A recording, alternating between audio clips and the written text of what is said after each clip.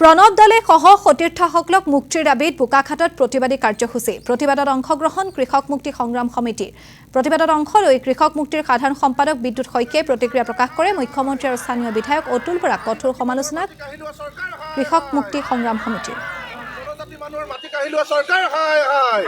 জনজাতীয় মানুহে মাটি পাব লাগিবই চাহ শ্ৰমিকে মাটি পাব লাগিবই আদিবাসী লোকে মাটি পাব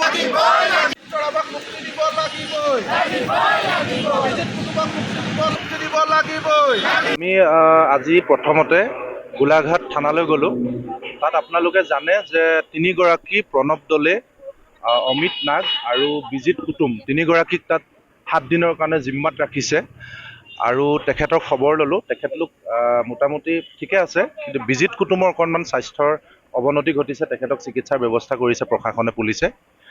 আৰু তাৰ সমান্তৰালভাৱে আৰু দুগৰাকী ভাস্কৰ শইকীয়া আৰু ৰাজীৱ পেগু তেখেতলোক দুগৰাকী কাৰাগাৰত আছে, তেওঁলোকৰো খবৰ ল'লোঁ। এতিয়া আপোনালোকে চাওক, আমাৰ কথাটো খুব স্পষ্ট যে বিজেপি চৰকাৰ অহা আগলৈকে কংগ্ৰেছ চৰকাৰৰ যিখিনি কাম কাজ তাত আমাৰ কিছু থলুৱা মানুহখিনি, আমাৰ অসমীয়া মানুহ, খিলঞ্জীয়া মানুহে কিছু অসন্তুষ্ট হৈছিল।